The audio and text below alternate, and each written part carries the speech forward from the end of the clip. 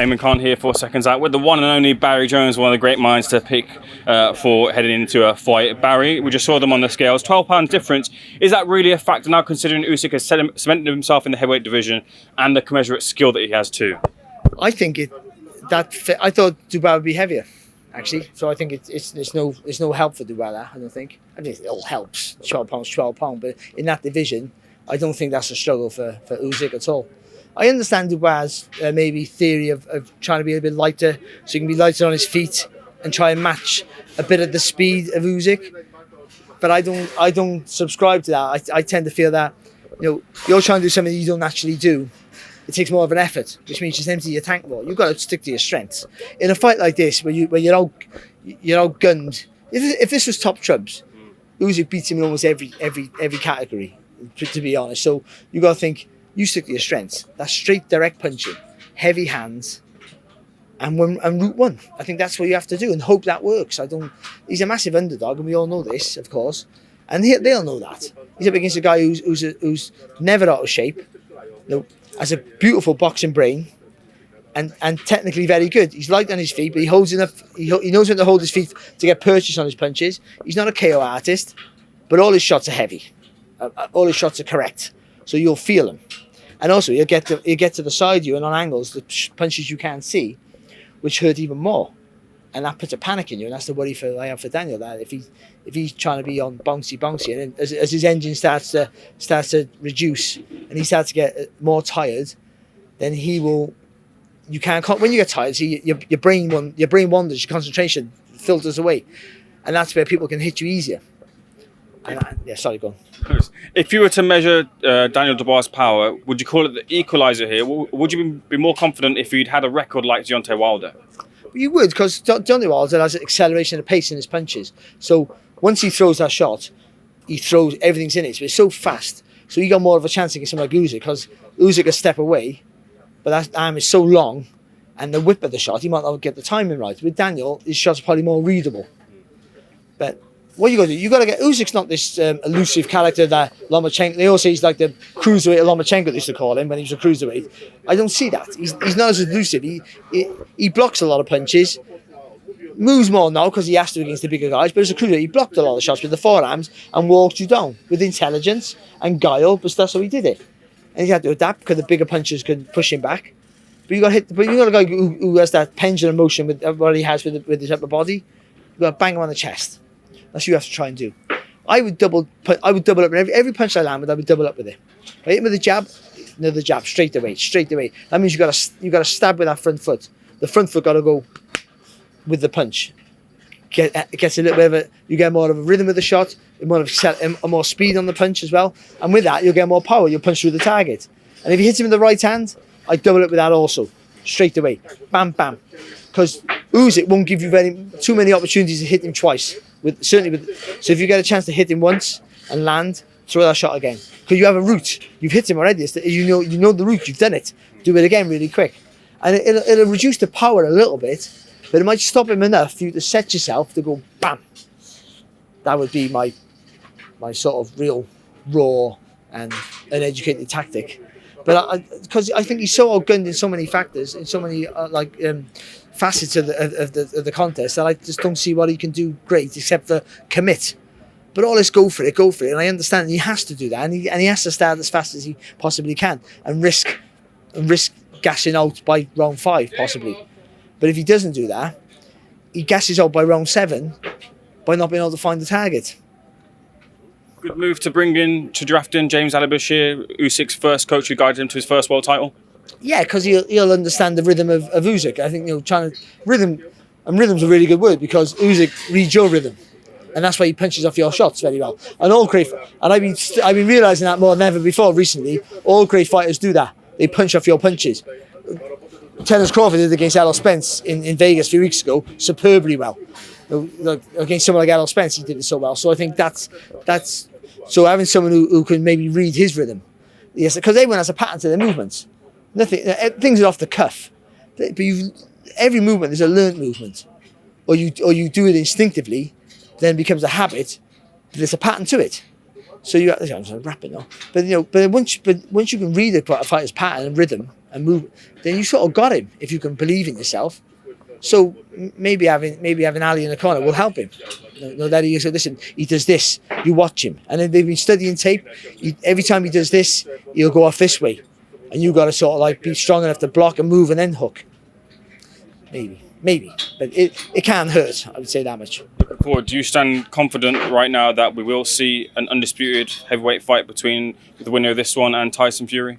No, I never know. I sort of don't care anymore. I understand like there's so much money for stake with these heavyweights, and I understand. Why would you leave a penny on the table? It's not a penny though. We're saying make the fight, but they're leaving 10 million on the table, 5 million.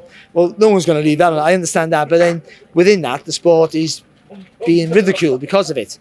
Like the sport, it's a fantastic time in boxing. We're having unifications. We're seeing some great fighters box each other, but for the wider audience, if the heavyweight division don't get their act together, we're a laughing stock. And so it all trickles down. They're our flag bearers. So we want them to fight each other. And if this thing in Saudi goes on, it'd be unbelievable. But we've been saying this for years now. It's always a stumbling block somewhere. So until I'm ringside, I'm hoping, in Saudi, skills challenge, I love you, then I just don't, I won't believe it. I won't put my hopes in it. I say that. I won't put my hopes in it. I don't want to, this sport breaks your heart. I love it with my whole being, but it breaks your heart consistently. So I don't want to get my hopes up and it not happen. So let's just wait and see. Let's see this fight first, see how this goes, and then we'll see what happens from there. Well, 2 questions. I'm asking these to the heads that have seen both the careers. Obviously, Oleksandr Usyk has still got a career to go. Usyk versus Evander Holyfield at cruiserweight. Who would your penny be on? I was always massive Holyfield, always, and now I'm not so sure. But I'll see. It's hard because you romanticise about fighters in an era that you were in, or where you fell in love with boxing, and he sort of falls in both of that for me. As a cruiserweight, I was an amateur, and then as a heavyweight, a cruiserweight, then a heavyweight, I was a professional boxer myself. So I always thought he was phenomenal as a cruiserweight. Like the work ethic that Holyfield had, the strength, the resistance of his chin. But Usyk as a cruiserweight as well. How he would make you work hard and you wanted to work and then pick you apart. I would say Holyfield still. There's a debate for you. I would say Holyfield still. I don't think Holyfield tires. That's the reason why. I just don't think he tires. And I think that would be the telling factor there for him and Usyk. Usyk banked on you to tire and then beat you up. I just think after 6-7 rounds, when you're supposed to be the one who's done all the work and tiring and gassing out, and Holyfield's still going. So Holyfield, sorry. Well, I think for myself, look, we had a recent rank run results, and I hate to kind of end it on this, but it bears definitely thought in terms of drugs and positive tests in the sport. Can it change? Will it change? What needs to change? Well, I said this the other day, I got ridiculed for it, and it came from Andy Clark, the commentator, that the more people getting caught shows that the testing's working. So that's got to be a good thing. But a bad thing that we have drug cheats. So I just don't know. I think in a sport where that little edge makes a big difference, you're always going to get people to try and cheat. That actually hard. So yeah. So we just got to keep catching them and bigger sentences. The problem is now is that there's no real one governing body for it all. Boxing is a big one governing body, full stop. But I mean, and that would help. But I mean, there's not that. And different drugs, I mean, in different parts of the world, mean different things. When some are allowed it, some are smaller bans, some are banned for life. So that's the problem you have. Who do you make an example of? They make an example of a smaller fighter who can't. That's what happens quite often. But that doesn't resonate around the world. If Canelo's made an example of, or Conor Benn, or people who've been either failed tests or have been had adverse findings, because I don't never know. I'm afraid to say anything wrong. No, I don't know. Do they make a thing of Alicia Baumgartner?